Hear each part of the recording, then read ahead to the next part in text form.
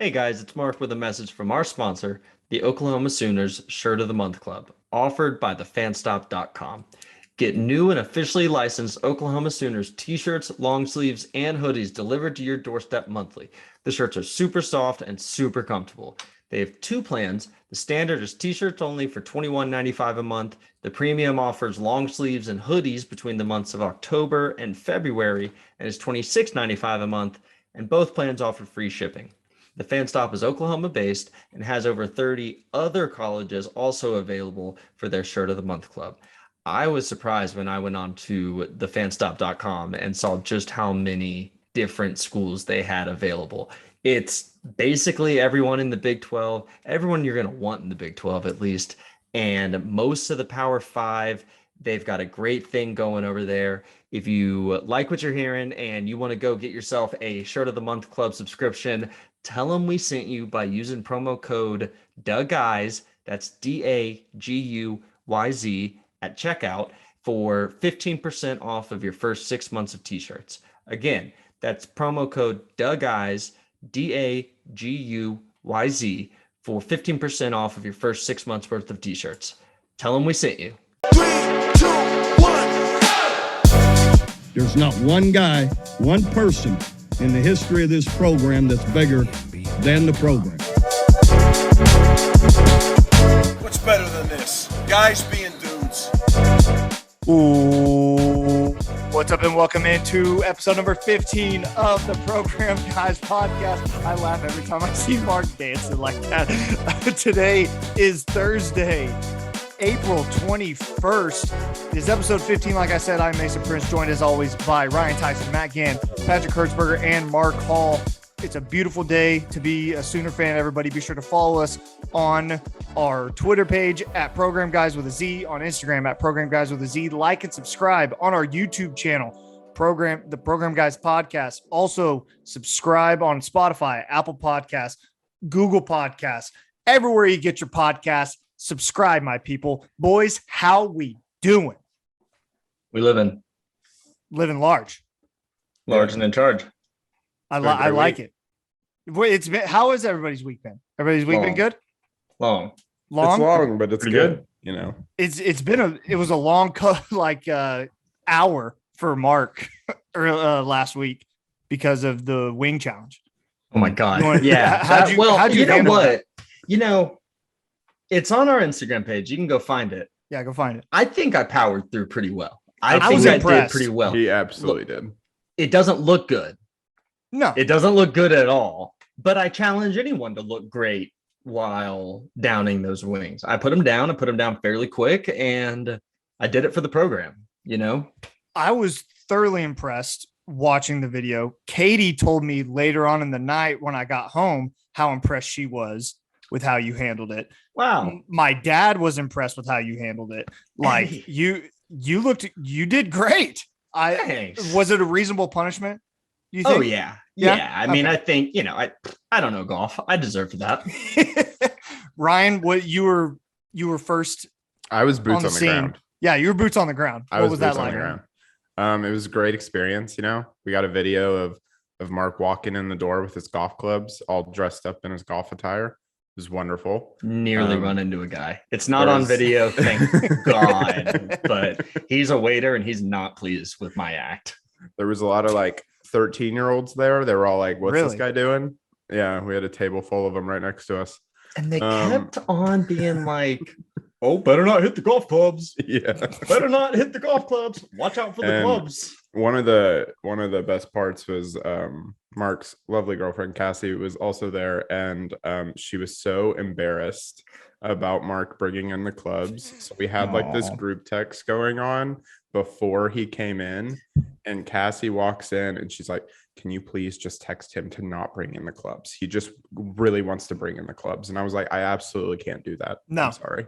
No. Hard punishment. That's a big time move, Ryan. I appreciate that. She just doesn't. I love Cassie.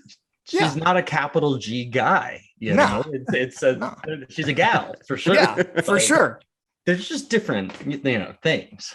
I had to do it. Yeah. I think out of anyone out of anyone, Mark can handle spice better than anyone else in this group. So I know he can handle it better. It definitely went to the right guy. I feel like Ryan can pretty well, right? Can he? Yeah. You know, as I've gotten older, I'm old, guys. I'm 28 now. My stomach can't handle the things that I used to be able to handle when I was 21. But yes, historically, I like spicy food. Speaking of the stomach thing, the next day, oh yeah, with the Blazing Challenge was much worse than the actual meal. Yeah, it started around 3 a.m. You texted us. Yeah, that's tough. And just continued through the day. It was worth it, but not what you want to do, you know? Jeez. Well, thank you for going and following through. The listeners appreciate it as well. Big round of applause for Mark, everybody. Great job. Way to go, champ. Way to go, champ. Way to go, champ. Great job. Really, really, really proud of you. We're moving on to some OU football. And guys, we have another interview this week. We want to give a big shout out to Eric Bailey from the Tulsa World. He joins us to talk about the upcoming spring game this weekend on Saturday. And we talk Baker Mayfield's legacy and a whole lot more. So go ahead and take it away, Mason and Eric. 3, 2, 1. We now welcome on Eric Bailey from the Tulsa World. Eric, thank you so much for joining us. Eric, how long have you been with the World covering the Oklahoma Sooners? It's funny. I didn't even realize this until someone asked me late last week. This is my 11th football season, and time really goes by. It doesn't seem like it's been 11 years, but I'm entering my 11th season covering OU football. Well, you've always done a really great job, as my dogs start barking in the background right there. But you've always done a great job. And me being a Tulsa guy, I've loved reading your work ever since I was a kid in college and high school. You've done great. So you're a good guy to have on to kind of give us a little voice of reason. We as Oklahoma fans love to drink the Kool-Aid that the head coaches kind of feed to us. And I feel like you're a good guy to have on to kind of give us a little level head. What is, in your short experience with the Brent Venables era, what is kind of your take on what he's brought to Norman with his staff and his philosophy? Well, it's funny you say drink the Kool-Aid, because if anything, he's really dishing it out. And you know what? If I'm an Oklahoma fan, I'm excited about everything I've heard. It's been neat seeing Brent Venables take over the program. He's a guy who's been here, spent more than 10 years as an assistant coach on Bob Stoops' staff. He understands the culture. He understands the tradition of Oklahoma football, versus maybe if they would have got someone who wasn't familiar with OU football. You just wonder what it would be like. But a familiar face in that role, it's really reassuring to Oklahoma fans. And I think it really excites them because they see the success that he had early in his career at Oklahoma. They saw the success that he had at Clemson. Now they're hoping he can bring both of those back to Oklahoma. So there's a lot of reason to be optimistic right now if you're an Oklahoma fan. You hear fans, especially people who are kind of considered homers on the media side, who keep saying that Oklahoma, they think, is in a better position now than they were at the end of the Lincoln Riley era. You're a guy who's seen the Bob Stoops era, you've seen Lincoln Riley, and now you're seeing the beginning of Brent Venables. Do you believe that's a true statement?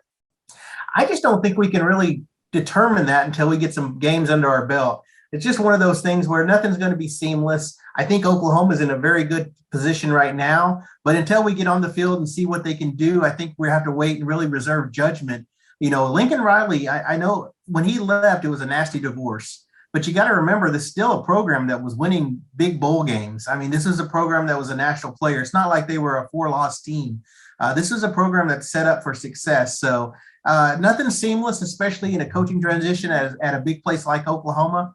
But I think after maybe a month or two, we'll get an idea of what direction this program is going. But everything, all indications are that everything's going to be okay. So it's okay to be excited, but just be a little bit cautious because, like I said, nothing is seamless when it comes to coaching transitions. It's kind of a two-part question for you right here, and I may be freezing up on you right now. But what is the biggest question mark you have for the team going into the spring game, and what's something that you don't really have a question about that you're confident in this team? I think it's just seeing the defense and seeing what Brent Venables has brought to Oklahoma. They're only going to have 14 practices under their belt going into the spring game. So we're not going to get a full look at what Venables expects out of his defense come opening day against UTEP next season. But you get an idea. The foundation is being set. You get to see some of those young players. I think that's the big question mark going into it. I'm excited to see, how the linebackers are used, how the secondary is used, and Todd Bates, his influence on the defensive line. What's that going to be like? This is a whole new defensive staff, so we'll see how that goes.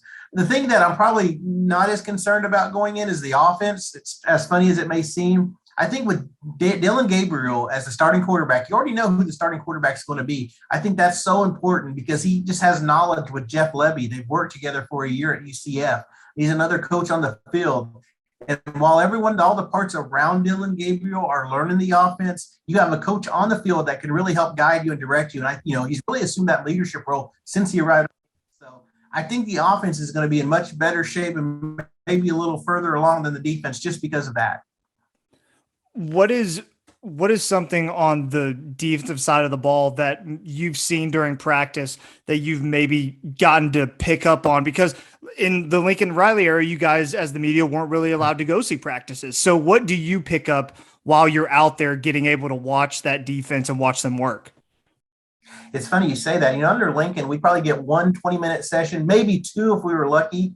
Brent Venables has allowed the media to go see 5 practices, and usually between 30 and 45 minutes. So we've got a really good look at some of the raw abilities of this team. And what impressed me about the defense in the times that I was out there in the practice field is just Todd Bates, the defensive line coach, the defensive tackles coach, how he works with his players and just the respect he commands, what he expects out of those players.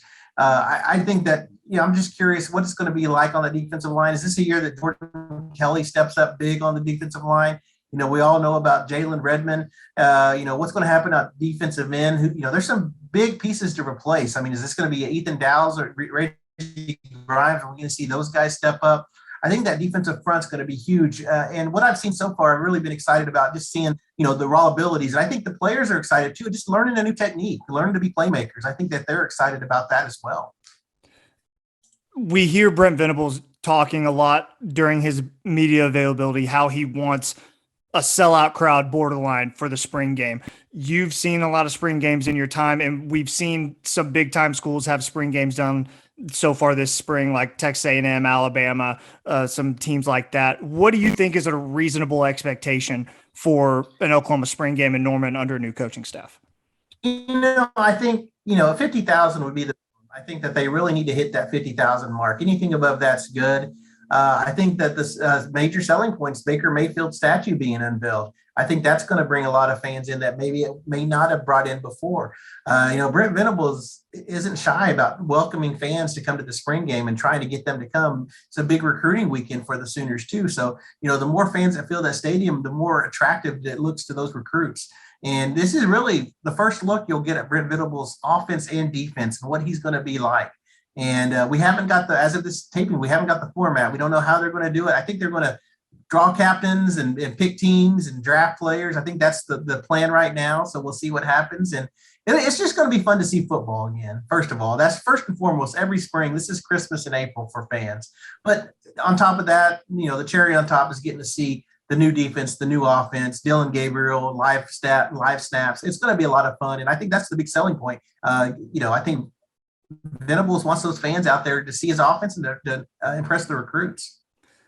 You brought up Baker Mayfield, and Baker Mayfield is a huge part of my life as an OU fan. He's a guy who was there when I was in college, and it kind of made me fall even more in love with OU football. He's getting a statue dedicated at, like you said, at the spring game. In your mind, you were a guy who saw Baker's entire career at Oklahoma. What does he mean to this program? And do you think he's going to be tied to Lincoln Riley in his OU career, or do you think he kind of stands alone as his own sort of entity? That's a very good question. What I've never really thought of. When you think about it, those two came in at the same time in 2015. Baker, of course, was here with Coach Heupel in 2014 as a transfer, had to sit out that year. But in 2015, that's when Baker took over Lincoln's offense. And you'll never forget that game at Tennessee, that second game when they went to Tennessee and won a huge game. I think all Oklahoma fans got a feel for what Baker Mayfield was like there. And what he's done for this program is amazing. I mean, you think about both Lincoln and Baker, what they were able to do with that offense. And really, you think of 2014 and the tough way that ended, and going to 2015, going to the college football playoff and setting that run of playoff runs, 17, 18, 19. It was just a really good run, and it started with Baker Mayfield. And you look at just the moxie that he had, the swagger he brought back to Oklahoma football. You remember Oklahoma football was down in the early, 2012, 2013, 2014. They were down. They did have the win over Alabama, but for the most part, they were down. Well, he brought swagger back to this program, and that was so important. But no one will ever forget the Ohio State game, winning up in Columbus and, planting the flag. I mean, when you think about it, you think swagger, you think leadership, you think of Baker Mayfield, and I think he's going to be beloved for many, many years to come at Oklahoma. And like you mentioned, he was here when you went to school here. It's something you're never going to forget. And I think a lot of Oklahoma fans feel the same way. Switching, I want to stay on Baker just for one more second. There's a lot of drama surrounding him right now regarding where he's going to play football next year. He gets a lot of criticism and a lot of hate for things that he does on and off the field. Do you think that people are overly critical on Baker? And if so, why do you think that is? The quarterback position is so tough. I mean, any level, high school, college, pros, any level, you probably get too much credit when things are going good and too much blame when things are going bad. I mean, it's just it's a marquee position. I think he's feeling that at Cleveland. And I think you just let his record speaks for himself. What he did in college, what he did at Oklahoma, it speaks for himself. There's a reason he won the Heisman. There's a reason he's getting a statue built. I mean, you see what he did at Oklahoma. Look at Cleveland, where they were when he arrived. I mean, they bought beer for the whole city when they won their first game. I mean, that's where Cleveland was. They were celebrating any win at all. And look what he was able to do. Granted, he was playing injured this year, and I think that had a lot to do with his down year this year. But I just look back at where was Oklahoma when he arrived at OU, and you've seen what he did at Oklahoma. Where was Cleveland when he arrived at Cleveland? You see what he did at Cleveland. So the guy wins football games. He turns programs around. He's a leader, and I think that's the legacy that he'll leave. Last thing I got for you before we let you go. The Oklahoma Sooners fans are super excited for Brent Venables, and this spring game is going to, like you said, be the first kind of look for what they get. I know September is a long way away right now, and I'm not asking you to predict everything that's going to happen, but what is kind of realistic expectations? You said earlier that fans should have realistic expectations. What do you think those are for the 2022 version of the Oklahoma Sooners? Or do you need to see the spring game in the summer before you really know? Well, I mean, I think realistically, I really think that this program is set for a return after a one-year hiatus back at least to the Big 12 championship game. I think that was kind of a shock, not only not winning the Big 12, but not making the title game. That was just something different for Oklahoma fans. I think that they realistically, they can make it back to that Big 12 title game and try to reign over the league again. I think realistically, that's a goal. College football playoff, maybe not this year, but you never know. I mean, stranger things have happened, and it just depends on how they play. The month of September, they start with UTEP, and I think they have Nebraska week 3. I think going up to Lincoln, that's going to be a tough game. I mean, I think that's going to be a sellout stadium, new coach, everything. We're going to see a little bit of adversity for the Oklahoma program up in Lincoln. And even though Nebraska's been down, I think that's going to be kind of a litmus test going into the Big 12 play. Where is Oklahoma going to be when they go up to Nebraska? So we'll know a lot after those first 3 non-conference games of where this program is. I don't have any reason to doubt that they're going to be in fine shape. But like I said earlier, nothing is seamless. I mean, I think there's going to be some bumps and bruises. There's going to be some growing pains, but you got to be patient. I mean, that's the thing. You got to be patient with the coaches. This is the first coach that came back, outside the program since Bob Stoops. So when you think about it, Lincoln Riley was in-house. So this is a brand new transition. So even though he's familiar and he's been at OU, this is new. So we'll just see how it goes that first month. I lied. This is the last thing I got for you. This is your 11th season, like you said. Is there any sort of moment in your career covering the University of Oklahoma that kind of sticks out to you? Like, wow, that was a really cool thing that I got to cover. A couple of things. I mean, I really think the Alabama win in the Sugar Bowl, the 2013 season, no one gave them a chance. And it was 7-0 Alabama before you could blink. And, going in, we just wondered what the score was going to be. And it just really impressed me how Trevor Knight was able to really play the game of his life and lead the Sooners to a win. That was a huge win. I'll never forget Geno Grissom making the touchdown at the end and making a 2-touchdown win. And I think that was a kind of a big win for the Sooners. In the Rose Bowl, after the 2017 game, Baker Mayfield's final game, I remember at halftime, another media member from Tulsa was buying tickets to go to Atlanta for the championship game because they were that confident that was going to happen. And I have to admit, I was pretty confident we were going to Atlanta too. And just the way that game played out, it was a tough loss for the Sooners, but probably one of the most exciting settings I've been in, not only on the field, but just being in the Rose Bowl on New Year's Day and seeing the sunset and the mountains and everything. It was an amazing experience. So top of my head, those two really, really come to mind. And then also, the Heisman Trophy ceremonies, seeing Kyler Murray win a Heisman. I've been fortunate. I mean, I'm blessed. I really am. It shouldn't be a job. It doesn't feel sometimes that I'm going to work because I get to see some of the best games, best everything. And I'm really blessed to have this job. And I'm so thankful. Don't take a day of it for granted. Eric, if you're listening right now and you haven't subscribed to the Tulsa World and gotten to read what Eric writes, you really need to. Eric, you're a great writer. You're really good to have on the Oklahoma beat, and we thank you for that. And plug anything you want to right now. Plug your Twitter account or whatever you want to do. You hit the nail on the head. So TulsaWorld.com. Just check out our Oklahoma coverage. Eli Letterman has joined me as a beat writer there, and Garen Emig, our columnist, and we cover OU every day. So just TulsaWorld.com. Just give us a look. Once again, thank you so much, Eric. Appreciate the time. 3, 2, 1. Once again, big thank you to Eric Bailey of the Tulsa World. Be sure to subscribe to the Tulsa World if you don't, if you live in the Oklahoma area, and even if you don't, subscribe to the Tulsa World. Big help to them. Newspapers are great, especially the work that Eric and the OU beat team does. So we heard Eric talk about the spring game. We heard him talk about Baker Mayfield's legacy. This weekend, what are you guys expecting from this spring game? We don't really know the format yet. There's rumors that Dylan Gabriel is going to take snaps for both sides, like both teams. I think BV said that. Was it confirmed? He did? Confirmed. Okay. All right. So I don't really know what we're going to really get out of this.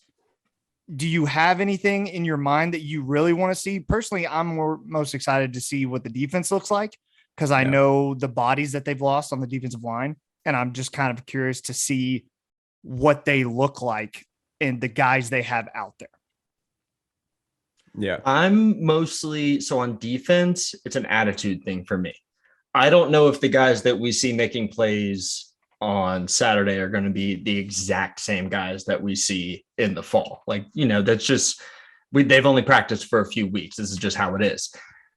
On offense, I want to see if a skilled player can really show out that isn't Marvin Mims or Braden Willis or Eric Gray. I actually hope that all those guys take a few reps and then sit down because we know what we have there. Yeah. I want to see, look, Marcus Major, give him a shot, right? I want to see Javonte Barnes with the ball. I want to see Caden Helms get some reps and go against some defenders on some blocks and try to catch the football. I want to see these guys that we haven't seen before and see who's going to be able to step up in the fall. Ryan, Matt, Pat, anybody? I'm ready to see the turnout, the fan turnout. I want to see if BV's calls to pack the Palace actually work or not. I think they will. I think we'll probably see a record turnout. Will it fill up the stadium? Doubt it, but I still think it'll be awesome. Matt, do you think all of the alumni that we've seen tweet and post about that they're going to be there, do you think that has any effect on fans wanting to show up, or do you think it's just kind of cool that the alumni are coming back?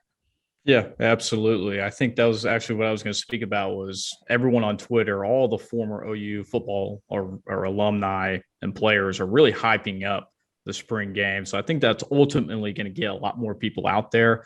Again, I don't expect it to be a pack house. It's in the middle of the afternoon. I wish they would do a night game. If they did a night game, a lot more people would show out. It's just so hot during the day.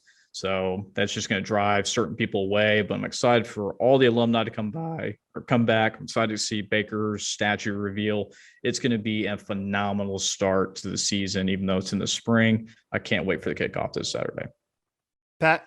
Yeah, my biggest thing besides the defense, as you already mentioned, is actually seeing the running back game. I think that is the biggest question mark for me on offense this year.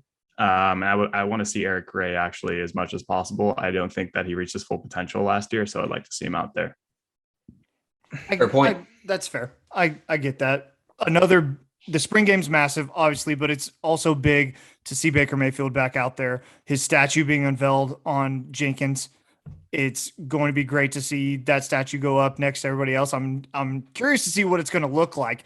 I thought, guys, it would be fun for us to kind of relive as I wear my Baker Mayfield jersey. Subscribe to our YouTube channel. You can see it. Katie hates when I wear this jersey. She hates it. And I wear it a lot especially during football season. But I'm wearing it now because I love Baker.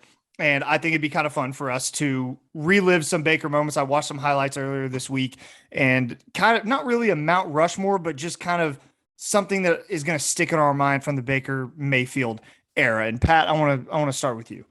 All right. Sounds good. So I was actually at this game. It was OU against Ohio State. I was there with Gann, and my mind is when he planted the flag in the middle of Ohio State. When he started running around with that. Yeah, I also forgot you guys. Absolutely worth the trip to Columbus. 18 hours there and back. Dude. It was worth every second of that. Every OU fan was still in that stadium after that win, and he just starts taking the flag, and you're like, what is he doing? And he just starts running across the OU section. And then he goes in the middle of the field. Oh no. It's crazy. It's crazy. Come on, right in the middle, baby. Love to see it. Great. What was it like after the game? Like after the game? Yeah. I mean, did y'all just like get in the car and go back, or we did, but I know from folks who Rowdy. stayed around, it was a rough time.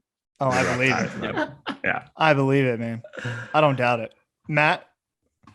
Yeah, I think my moment is him winning the Heisman over a couple of studs in that Heisman race. I think that just submitted. I can't even say the word right. His legacy at OU, being a walk-on, getting injured at Texas Tech, coming to a brand new program, showing what he's worth. I think that just cemented his legacy in OU football, and that's why he's getting that statue. Can't wait to see it. I was a big proponent of him being considered a Heisman contender in 2015. Mm-hmm. I was big into he at least needed to be there. And so for him to finally win one, I thought was more than overdue. I thought he deserved to win it in 2015, but I understand why he didn't. Ryan? Yeah, so there's so many to pick from. I was like going through again some highlights this week, like you said, Mason, and there's just so many, especially from the 2017 season. That was fun. Just a great season of football that ended in heartbreak, but we're not going to talk about that right now. What we are going to talk about is in 2017 when he showed up to the Texas Tech game in the same Trader shirt that all the Tech fans had been wearing the past couple years. Yeah. It's incredible. Like, he's just like, I understand why people maybe don't like him because of his arrogance, but like, it's amazing when he's on your team. Should have given him a scholarship if you're going to call him a traitor. Yeah. What are you doing? Yeah, exactly. Patrick, just shout it from the rooftops, man. Yeah. 100%. Mark, I'll go and then we'll end with you. My moment, selfishly because I was there, was in 2015 when he went in there and beat Tennessee 31-24 in double overtime. That game, possibly one of the, like, when I'm dying, it might be one of the top moments I remember because, one, Knoxville's amazing. That stadium was sold out and checkered. Like, it was sick.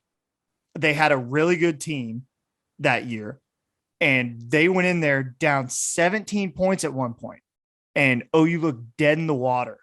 And coming back and winning that game in double overtime was one of the coolest moments I will ever experience. I remember being a student journalist covering that game and doing a live shot, or not a live shot, a stand-up post game, and recording my stand-up to make like a post-game package and thinking like, I'm going to use this to get a job in like this year. It was insane. It was so cool.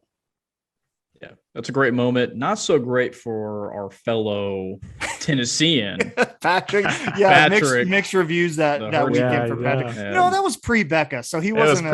So he wasn't. I bring it up all the time. He's conflicted now. Don't let him trick you. Yeah, he's unsure about it. Yeah, absolutely. Mark?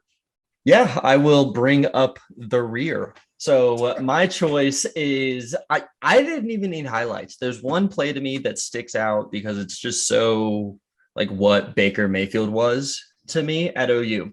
It's 3rd and goal in 2015 in Waco, Texas. We are down 37-34 to an undefeated Baylor squad. This is in November. This is a good Baylor team. And like I said, 3rd and goal, and Baker drops back to pass. Nothing's really there. The pocket collapses. Everyone knows what play I'm talking about. He ends up running around back and forth 10 yards or so maybe. And then he finds Dimitri Flowers. Sorry, there might be new fans here that don't know who Dimitri is. Oh, yeah.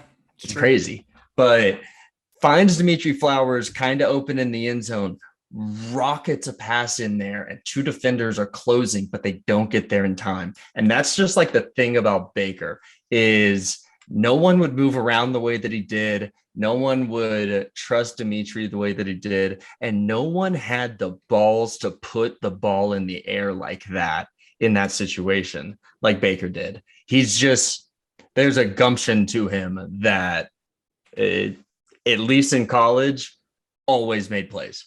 It always ended in big plays. That was such a cool game to be at because it was the opening of that stadium. It was the biggest game that stadium had seen up to that point. College game day was there. You're on the field pregame and you see Kirk Herbstreit and Chris Fowler walking around. It's like not really pouring rain, but like that annoying like mist kind of rain that's like just there the whole game. The weather sucked, and to see them go in and win that game, that's when you kind of got the feeling like, oh, this dude's like for real. This is real. This is a real thing.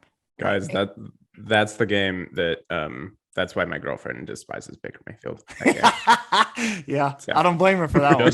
Yeah. Good. Yeah. Good. I'm glad. That was fun. Be sure to tweet us at Program Guys. Comment on our Instagram, comment on our YouTube channel as well. What your favorite Baker Mayfield moment is? What are you looking forward to when you look back on the highlights years from now of rewatching? We want to hear from you guys as well. We might read a couple on next week's show. I think it'd be a lot of tell fun. us what we forgot. I'm sure. I mean, tell us which ones are better than ours, because there probably are that we just don't have. Absolutely. There's got to be.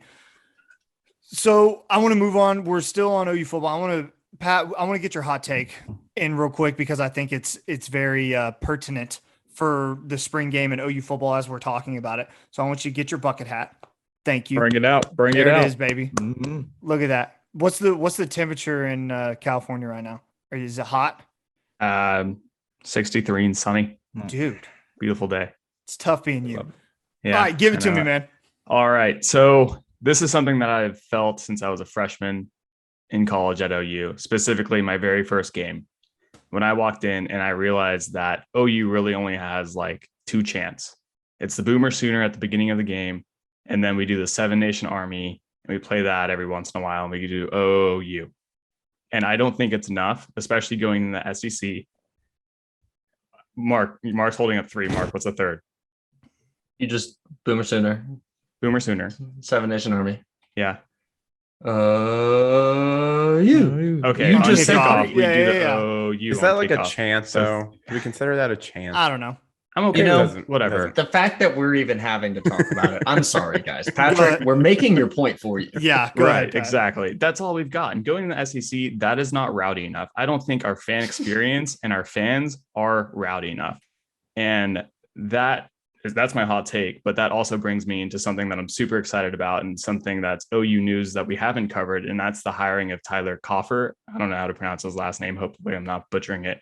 But he's Stay coming the other in way as too, just to be safe. Coffer, There you go. Tyler, There you one go. of those, Whatever, yeah. right? Yeah. Coming in as the assistant athletic director, and I think like the director of the fan experience. He's got experience. I think he's an Oklahoma guy, or at least he worked for the Thunder, and he's coming in from the Las Vegas Kings NHL team. So, you go to NHL games all the time. The experience is a lot of fun. There's lights all the time. There's music playing all the time. So I really hope he can elevate the fan experience and get us rowdier and do more chants. I think what we've already talked about, though, is already a miss, is not having the spring game at night. something that we could have easily done. Other suggestions, Tyler, include, but are not limited to, doing Boomer Sooner more than one time during a game. I actually propose every single time to score a touchdown, let's Boomer Sooner. You know what I mean? Not just once, but often. I even would like to see the north and south sides of the stadium do OU. Like one side does O, one side does U, and then west and east go Boomer Sooner. Whatever you want to mix up there, let's mix it up. Let's do it. Other things, the beat the hell out of you chant used to be a huge thing. Other schools do it. I think we should bring that back. TIFOs, that's not really something that we do in America, but essentially that's big banners. And that's what, I mean, every soccer club does it. So I would like to see. Oh, that's what that is. Like, explain what that is, Patrick. It's basically a huge banner that goes over your fan base. So we would drag it. This is what I want. I want the student section to drag it from the bottom to the top. And I want it to either be Bob Stoops' face, a Brent Venables' face of when he used to coach Oklahoma, or big number 8, or something that says dime time. So one of those, something huge that goes over the student section. Everyone's going crazy. I'm all in on that, actually. I love that idea. I'm big into that. So everyone's chaotic, under a picture of Bob. Yeah, but not for like the whole game. It's like pregame. Pre-game student section, like 5 Pre-game.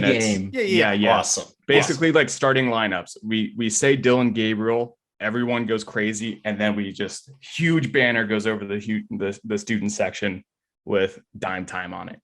Electric. It would be electric.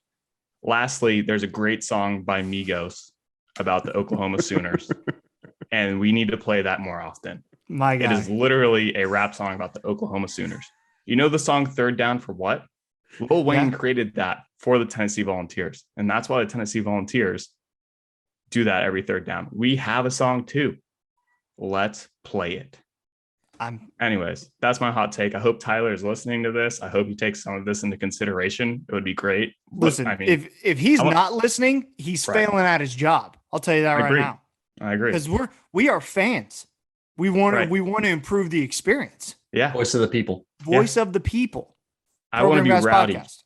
by the time we get in the SEC. Also, go ahead, Mason. I agree with you completely that the environment does need to improve, because I've been to SEC stadiums like you have, and I know what the game day atmosphere is like down south, and it ain't like that in Norman, Oklahoma. And it's got to be better. It's just got to be. I remember like older games, like back in if we're talking like 2008, all of like that time frame, a lot rowdier. Like what Pat was saying around like the beat the hell out of you chant, that shit got so loud. Like it would get really, really loud in the stadium. It was great. And then like I remember specifically that one time Texas Tech came to Norman when they were number 1. And we beat them like 63-0 or something like that, 63-7. And that was the loudest I've ever heard that stadium, like by far. So like something happened in the past few years. So you're right, Patrick. I'm agreeing with you on this hot take. I think it's hot, but I agree. I think that Ryan made a good point there, and I think it's probably complacency. OU fans got used to being good, and they got used to competing for championships and competing for playoff spots, and now getting their rear kicked in by Brent Venables may wake some people up. Mark? So Ryan saying that made me think of it too. I actually think it was apathy that did it, because it wasn't like when I came to OU, we weren't doing that stuff. No. And we weren't the team that OU was when Ryan was going to games in 2008, right? We had the Belldozer at quarterback into Trevor Knight at quarterback, and things like that just fall out sometimes. And so I never learned the beat the hell out of you chant. Patrick sending that in the group text is the first I knew about it. Yeah. So like, you got to just start stuff, Patrick, just start chanting it next time, man. Get this thing going. I might have to get a loudspeaker and get out there. Yeah. I think you do. I think every game, something for fans to think about is the OU Texas game. How excited and into it everybody is, and how badly you want the other team to know that you hate them. That's got to be every game. Yep. It's got to be if you want to improve the feel of the stadium, a home field advantage. If you want to have the best home field advantage in the country, like I know they want to, that's what you're going to have to do. I think it'll be, I do think it'll be fun too if we start. I mean, when we go into the SEC, we're going to have a lot of teams coming to Norman who are probably expected to beat us. And I don't think we've had that in a very long time. And I think that pumps people up. Okay, Mark is shaking his head. A no, lot of teams coming to Norman expected to beat us. Maybe. List them. LSU, Alabama. LSU's good once every 10 years. Alabama, good. Georgia, good. Auburn, potentially. I don't know. A&M potentially. Oh, I wait, do make what it- you- Potentially. I get you. I'm talking a favorite, right? If you're talking Okay. like, Yeah. Mark, betting, favorite, people love the SEC. Anyway, Yeah, okay. that do take wanna- doesn't I work want- on I me. wanna wrap this That up take with- doesn't Yeah, work go on ahead. me at all. yeah, Go I just ahead, want to Pat. wrap this up with Brent Venables' quote from this week during his press conference. He said, "We have an opportunity to create the most hostile environment in college football. That's what we want to do. Let's do it. Let's help Brent, and I hope let's help Tyler with all of his new ideas coming in. This is going to be awesome. I'm super excited, and let's get rowdy." I'm about that hot take this week because people didn't want to hear it, but they needed to hear it. Yeah. They need to know that complacency is not acceptable. And I appreciate that, Pat. You know, a guy who won't take complacency is Bob Stoops. And the man's back in the XFL. Dallas Renegades. The Gades. Gade season is back in 2023 with the visor at the helm. Ryan. I don't think it's been confirmed that he's coming back to Dallas yet. I don't think any of the teams. It's have not been confirmed? No, it's only confirmed that Bob is coaching. Yeah. So You know that's what? sad. You would only That's assume. We don't know yet. Where's want he it- coaching? I want I it don't know on the where he would record. go. I want it on the record that if he's not coaching the Gades, they're dead to me. You know, they're dead to me. Here's what they should do, though. Don't mess around with Dallas. Put a Bob Stoops coached team in Oklahoma City. Facts. Put a Bob Stoops coached That would be team lit. in Tulsa, Oklahoma. Yeah. Are you Good. kidding me? Mason would be at every game. I would. Tulsa used to have a USFL team that did amazing. Mhm. They did amazing. Tulsa supports smaller sports teams very, very well. The Tulsa Oilers hockey team is the AHL team. They've been here for 30 plus years. They've been here forever. And they Oklahoma play- rolls out for its teams. I know they do. I agree. Put XFL rock. I know you're listening. Dwayne, listen to me. D money. Listen to It's me. Mason speaking. Listen. Stop looking at yourself in the mirror and listen to him. I know Black Adam. I know you're a big 918 guy. Okay. Let's come home to the 918. Me and you will go get some Ron's chili and hamburgers. We'll talk this out. We'll figure out where we're gonna play, all that stuff. Dwayne, call me. You know my number. Mason, they definitely have already picked their cities. So It's lame. It's lame. Should have had a bidding war. That's what they should have done. Look at that. I'm creating a business model for them already. We got Bob Stoops. How much will you pay? Yeah, exactly. Come on. Let's think about it. Some other ESPN and NFL news. I like whoever put this in here. I can't remember who put this in here. ESPN Power Index came out. Texas is at number 6.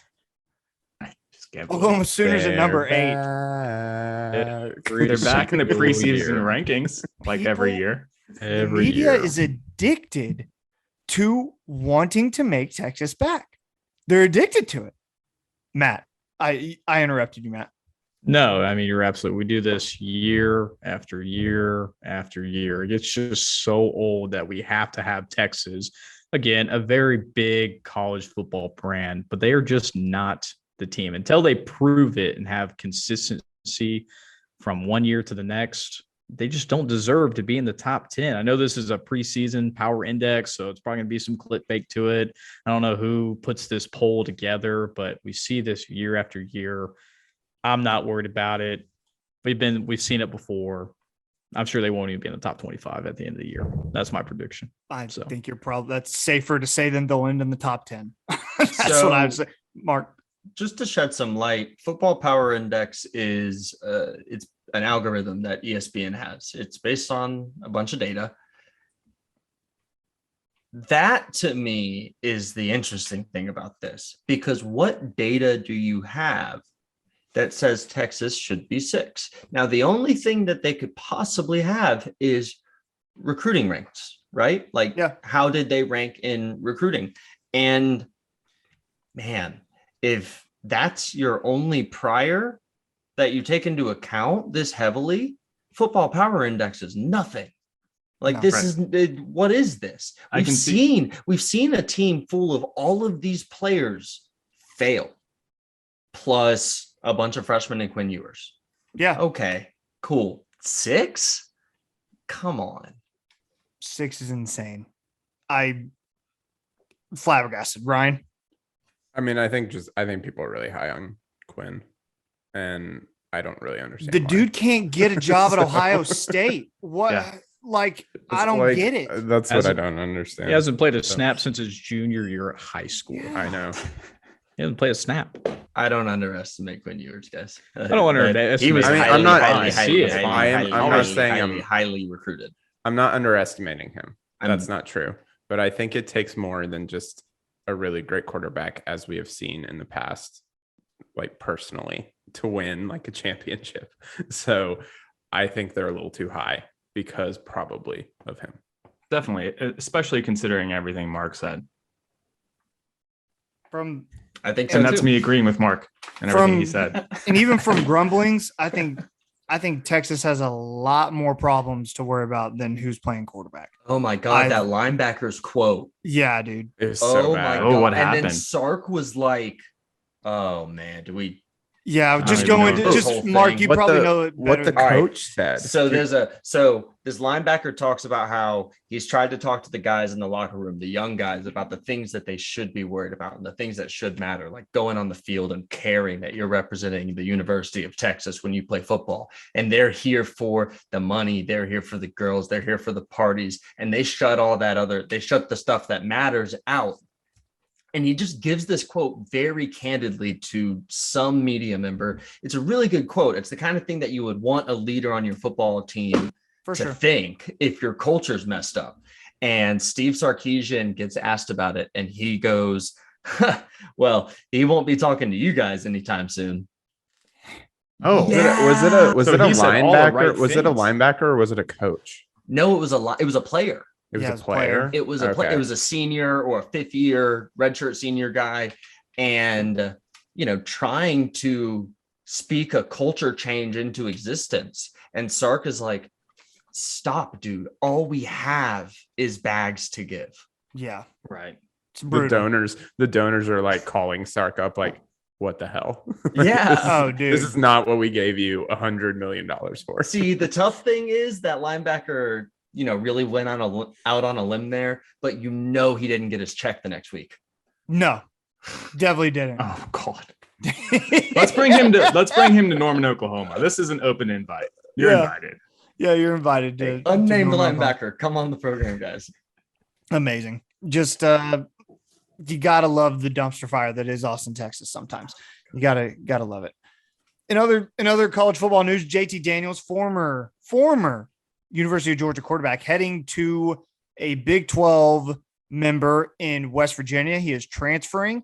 He's not going to fight for the job with oh my God, I can't even remember the Georgia quarterback name. Stetson Bennett. Stetson Bennett. yeah. That's right. Some big time white Southern name. That's right. Stetson Bennett, Plantation. national champion. Put some respect on it, Mason. National champion Stetson Bennett. JT Daniels is going to West Virginia. I get very big. National champion JT Daniels. Yeah, that's right. National champion JT Daniels. I get very big. Greer vibes from this. I get big time Greer vibes. Like, he's going to look good for like the first half of the season, and then conference play is going to start, and he's going to start playing OU, OSU, and the big dogs, and he's not going to be good. Is that fair? Yeah, It this is matters. also his third transfer. He's never settled into a place. Second. No, he transfer, started but at 13. USC. 13. Or 13, yeah. 13, yeah. So, yeah, I get you. Yeah, Pat was right. That's Yeah. No, they were both right. Yeah, I know. It's fine. Mark's Let's all be face right. Let's all be right. It's together. semantics, and I can't help but get caught up on them. I'm very sorry. The Anyways, YouTube he's played on commenters should be like, 3 those teams. those eyes are rolling. Three teams for JT Daniels now. And if there's anything that we've learned, it's that the more times you change teams, the better your odds are at being good. It should say something that he hasn't won a job and kept it yet. That everywhere he's been, they've decided they need to go to somewhere else. Yeah. It's And West Virginia is a weird choice. It's not like a team that was on the edge of having a winning record, right? Like, I don't know. Oh, but they're has a job. probably one of the few schools that would tell him that he's going to get the job, yeah, he'll the start. starting Oh, job yeah? straight up. Yeah. I guarantee that's what it was. Yeah, it's very I don't late in think the he- transfer portal. So Yeah, I don't where else think would he would go at this point? So probably Yeah, very he's- limited. That's a good point, Matt. Dude got all the way through spring ball, found out he wasn't going to get a shot, and Yep. is moving on. So Yep. that's a good point. In NFL news, Derek Carr signs 3 years, $121.5 million extension with the Las Vegas Raiders. He is staying with the Raiders. Good move or bad move for the Raiders? Yeah, pretty good. It's a lot of money. McDaniels has been really complimentary of Derek Carr since he got there. And Ryan's right. It's a lot of money, but it's only adding 3 years to the deal. And that's manageable. That's either tradable or you just ride it out because it's not that long, you know? Yeah. I've been on record as saying I think Derek Carr doesn't get enough credit. So I think it's a good move for the Raiders. I think you could do a lot worse than Derek Carr. I think the Raiders made a smart move. You're right, Ryan. It's a lot of money, but I think it's gonna, in the long haul, like Mark said, it's gonna be okay. I say it's a lot of money. I mean, quarterbacks nowadays, I'm one to talk coming from the Minnesota Vikings and Kirk Cousins. So, like quarterbacks are going to make a lot of money right now. Yeah. Like I think we have to, I saw like a article or a tweet or something that said like after this came out, it's like, okay, Kyler Murray is going to get an unbelievable amount of money probably from the Arizona Cardinals because of this and because of everything else we've seen with quarterbacks. One thing real fast. Sorry. One thing I just thought of with this too is that the Derek Carr that we're going to see this year with Devontae Adams and Darren Waller being coached by Josh McDaniels on offense is going to be worth more money than the Derek Carr that we've seen up to this point. I think it's a smart contract for the Raiders. Mark just mentioned a wide receiver who changed team, a new wide receiver who's looking to change team. That's Deebo Samuel. Said this morning that he wants a trade from the San Francisco 49ers. And by this morning, I mean Wednesday morning. Thank you, Matt. Yeah. Wednesday morning, he requested a trade from the 49ers, stating to some source that he wants to be a full-time wide receiver, not a running back wide receiver hybrid. That's why he wants out of that system. And Matt, I was going to say, if I'm the Green Bay Packers, I take a hard look at what the 49ers would want. If I'm the front office, I am making that call and I am asking, what will it take to get Deebo Samuel? Now, I did see they picked up Sammy Watkins, not a bad budget-friendly deal, so that at least add another wide receiver depth. Is it great? Nah, but he's at least proven, so hopefully that will help. If we get Deebo Samuels, we got 2 first-round picks for Devontae. We got to have a guy to replace Devontae Adams. He's a one-of-a-kind wide receiver. He's going to do great with Derek Carr in Vegas.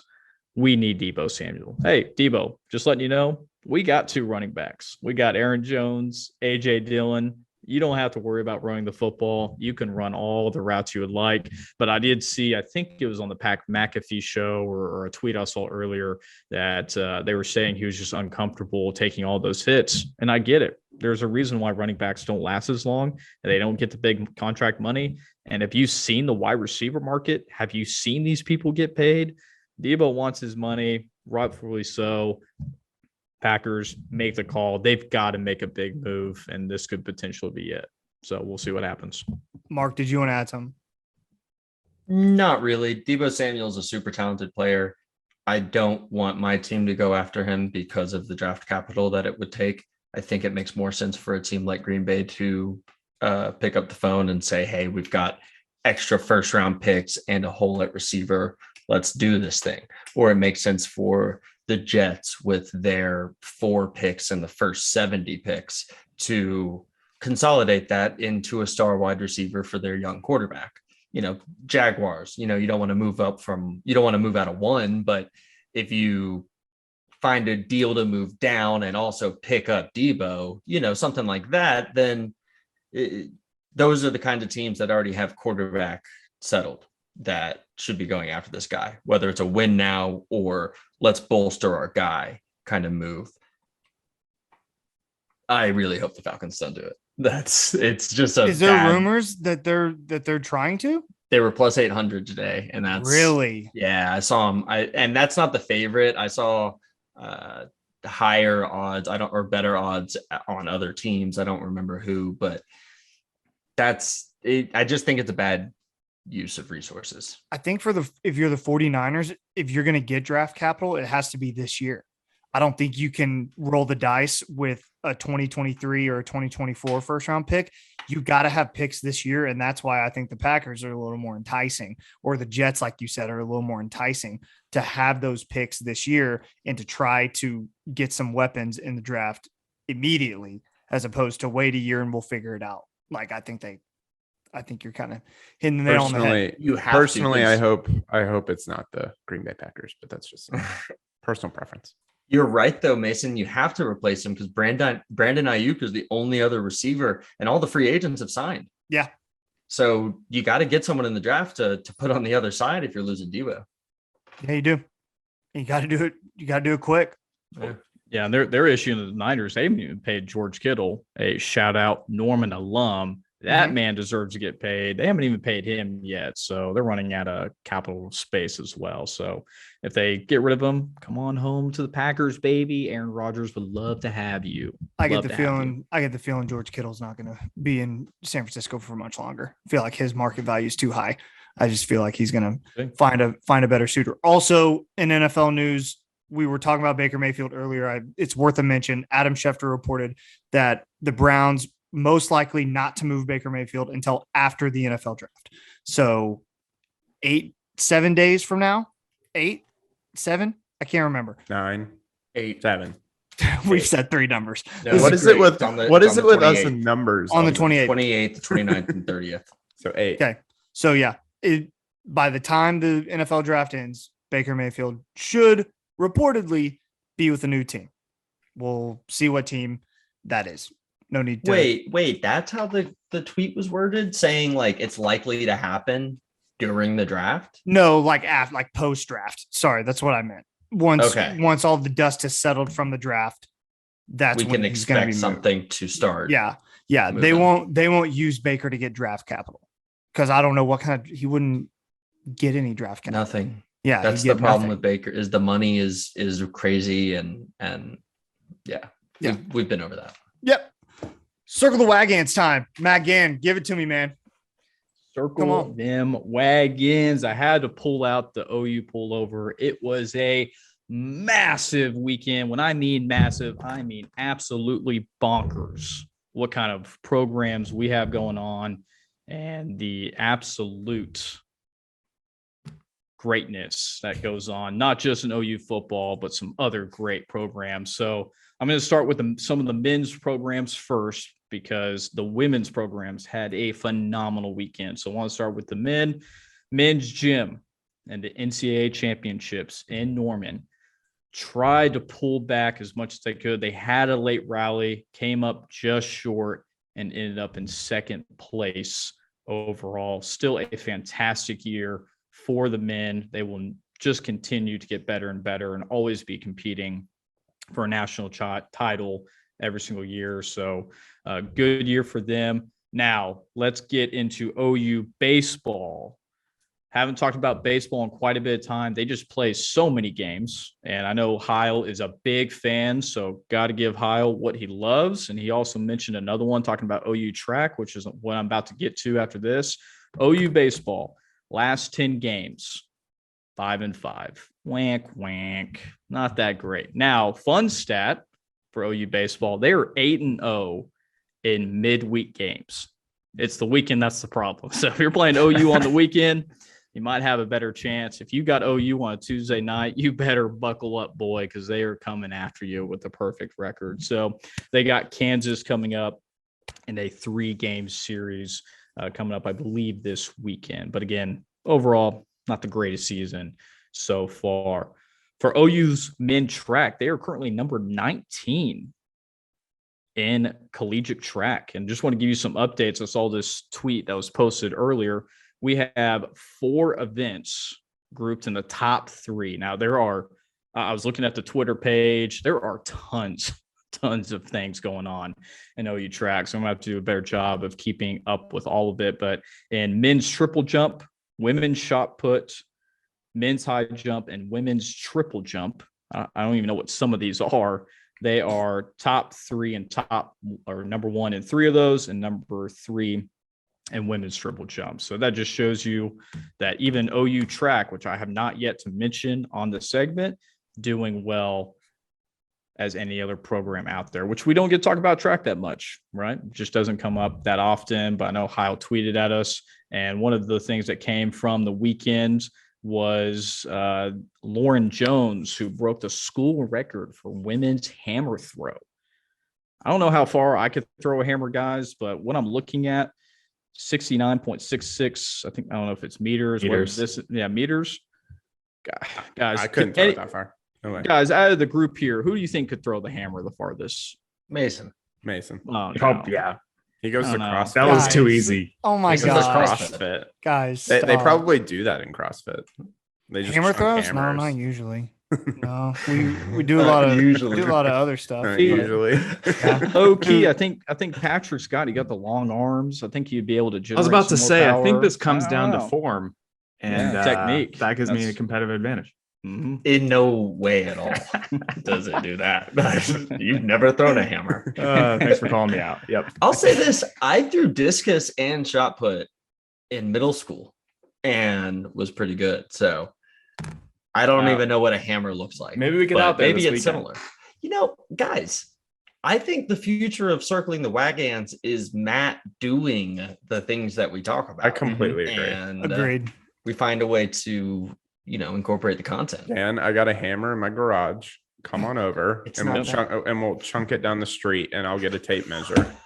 And I'll measure it for you. Just launch it. We'll go live. We'll go live for that at another time. So big news for OU women's and men track. They're doing phenomenal so far. Hopefully they can keep up. But I have to give just a massive announcement to all of the women's programs that competed this year. Let's give a huge congratulations to the women's gymnastics program for winning their 5th title since 2014.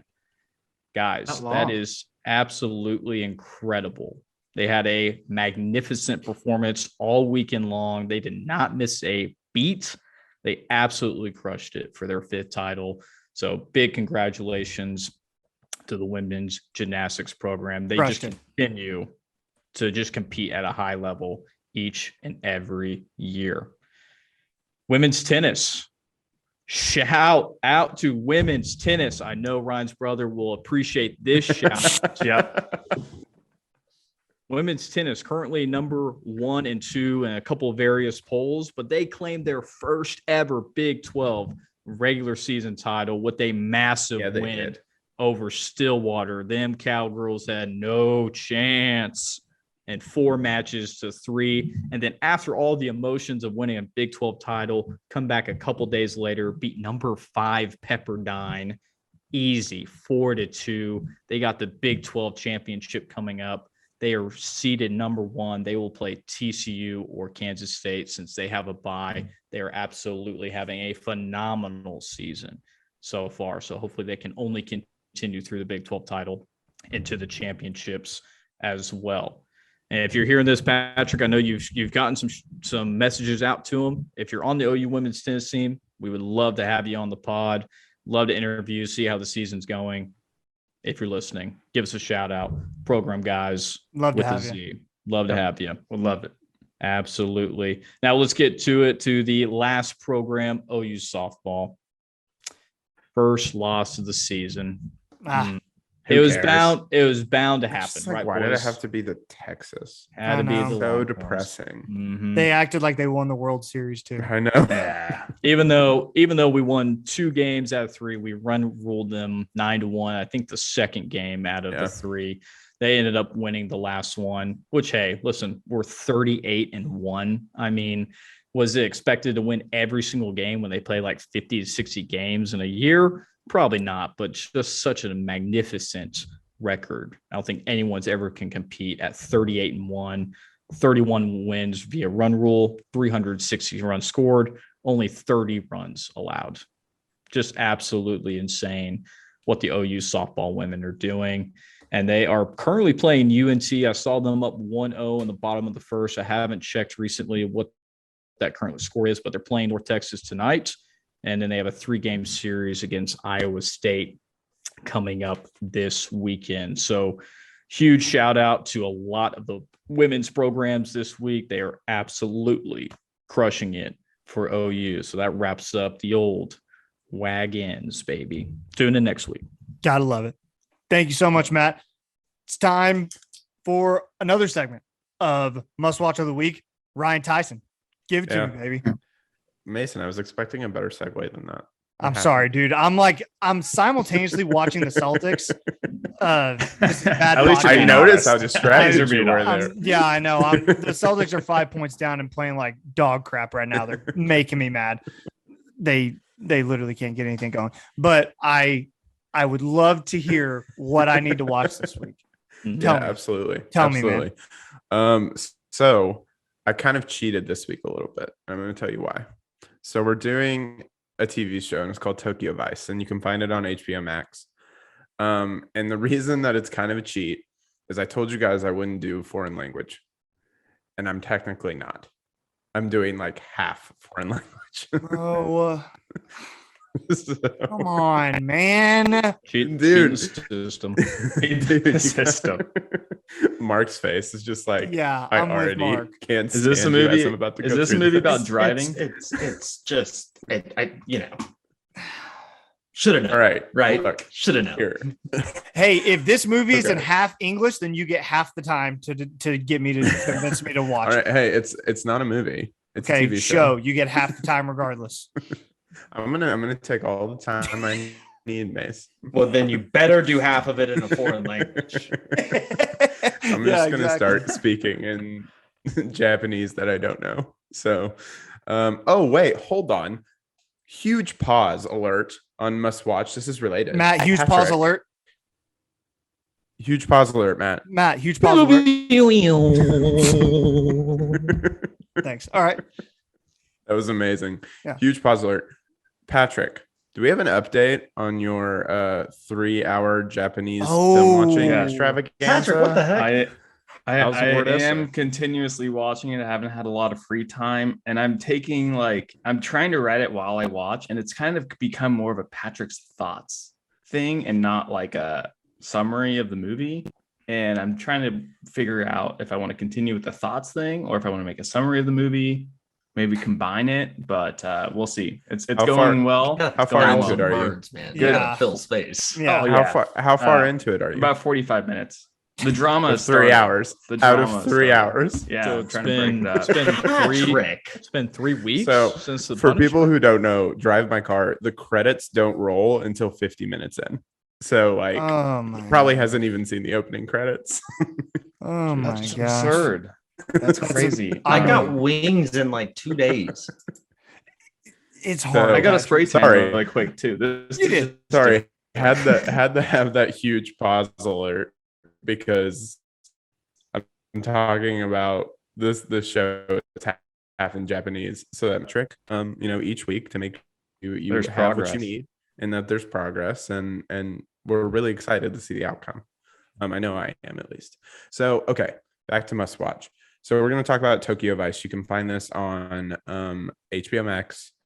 It is streaming. It is 5 episodes in, I believe. I think there's probably going to be 8 to 10. I don't know a for sure number on that, but it's a limited series that is loosely based on a memoir written by a reporter, an American reporter who or an American journalist who is in Tokyo as basically an expat and is able to work for a large Japanese crime division, a large Japanese newspaper on their crime division in the early 90s. So this is all takes place in kind of the 1990s area in Tokyo. The reporter's name is Jake Alstein. So again, loosely based. So it's part of it is taken from his memoir. Jake Alstein was a real person actually in Tokyo during this time. And it's really kind of descending into the underbellies of Tokyo crime and like the Yakuza and all of that mystery that kind of surrounds that time period in that city. And it's really, really good. So it stars Ansel Elgort, who you guys probably know. Yeah, people think I look like him. You do kind of look like him a little bit. Yeah. You're more handsome. Thank you. Yeah, I think so. So it stars him, Rachel Keller, who, if anybody watched Legion, she was in Legion. She's really great.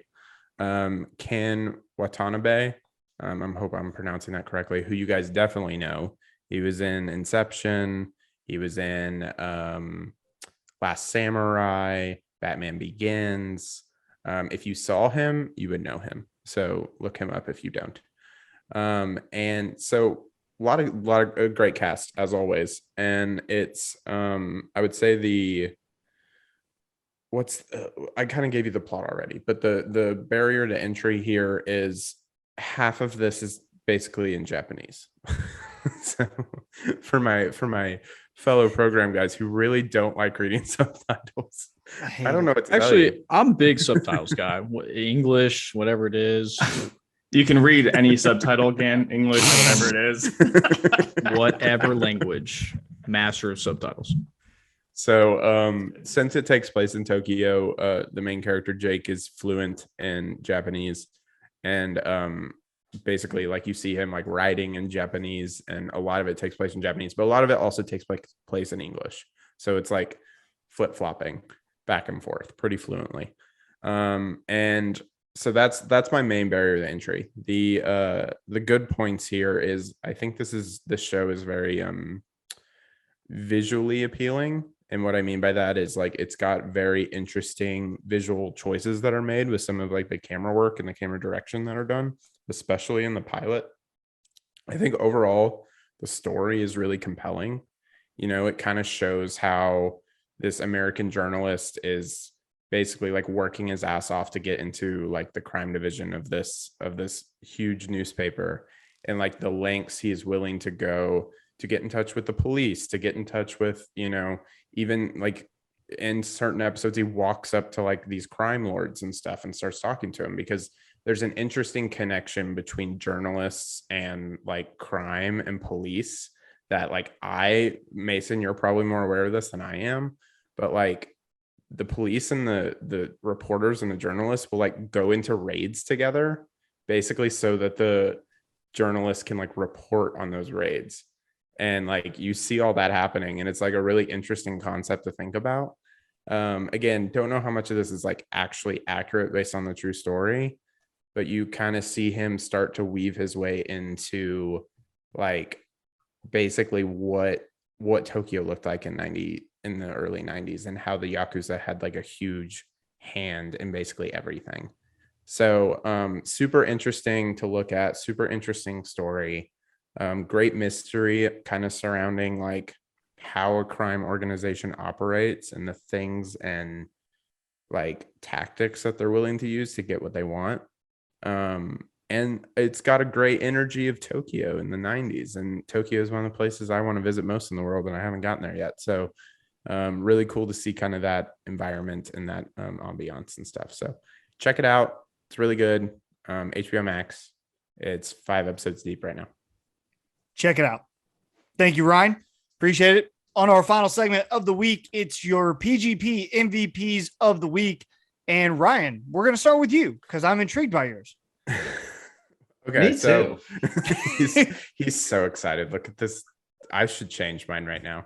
You have to say it right now. No, say it. So, okay, I'm going to give my MVP to Mark. And the reason that I'm going to give my MVP to Mark is because I watched this man cry tears eating wings last week. That's right. And I watched him dominate those wings and then be like physically unwell for like an hour and a half. It's tough. And like, I've never seen anybody as much as I've known Mark for a long time, right? And I know Mark loves Buffalo Wild Wings maybe more than he loves his girlfriend Cassie. I'm just kidding. No, Cassie, Trying to I'm get him in trouble. We're not trying to get him in trouble. Nope. Don't throw him under the I'm bus. No. Cassie, Cassie, no. I'm just kidding. We love you.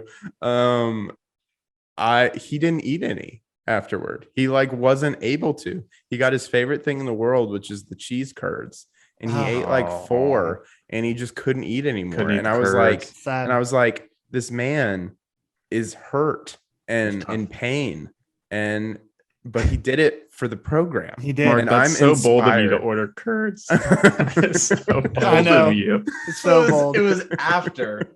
I was like, why would I get more wings? They're hot. Right. Yeah. Bring me a basket of curds. Yeah.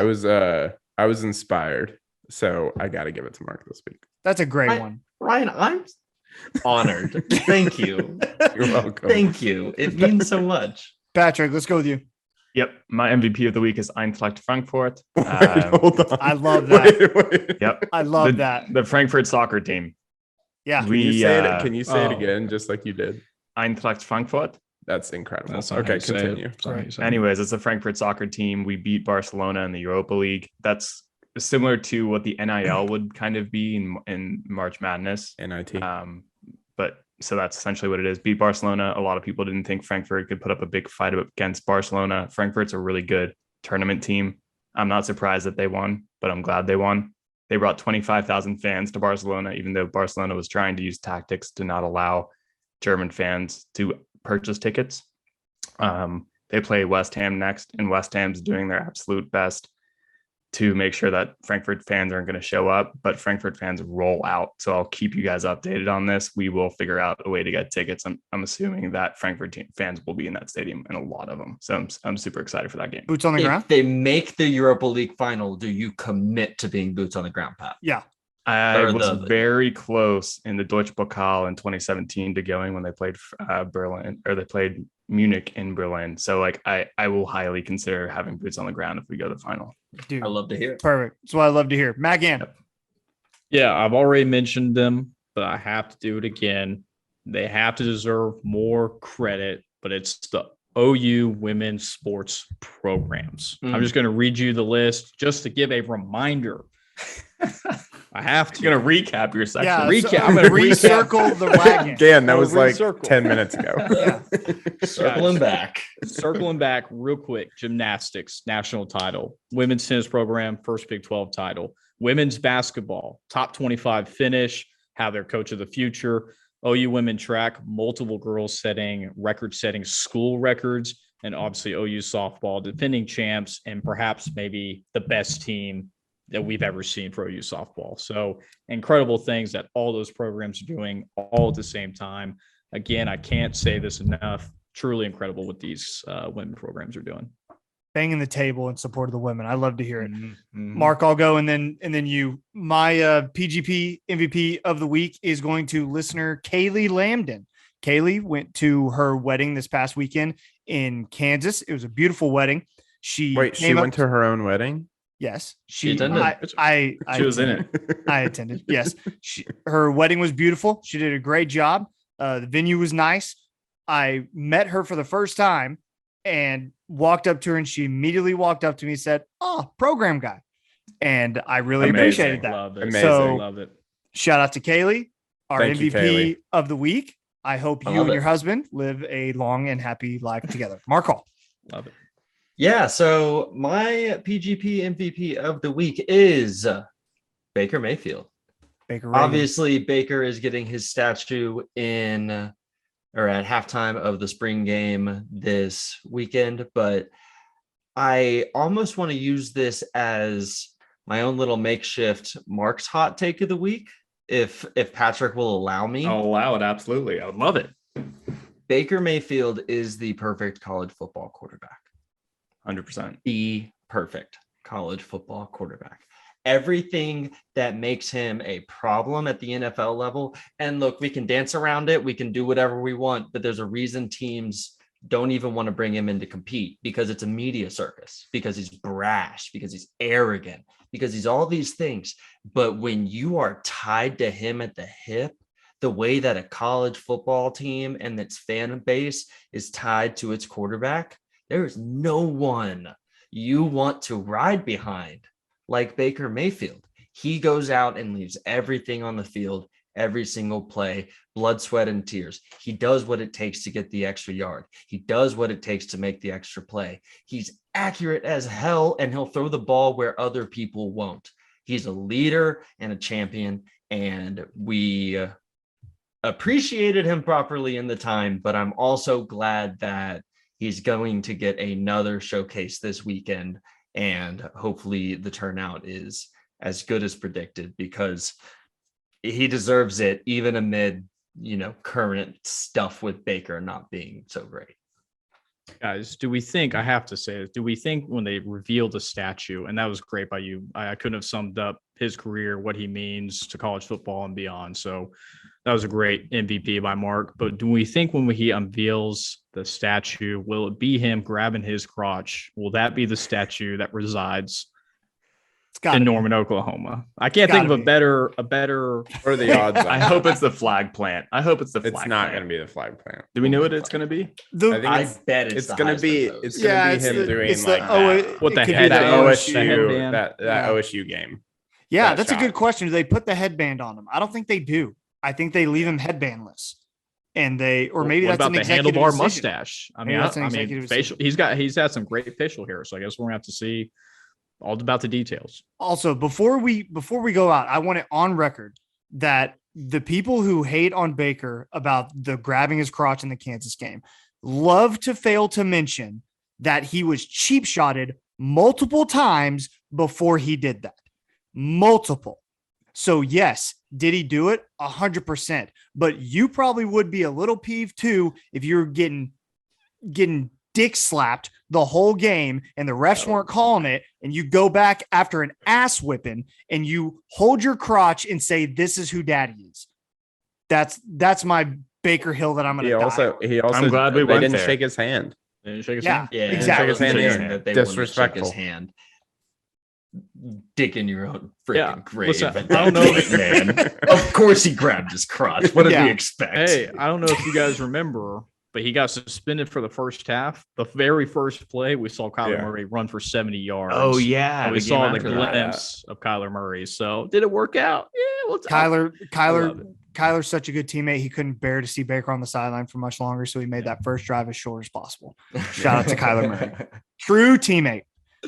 With that, episode 15 is a wrap. Be sure to like and subscribe on our YouTube channel.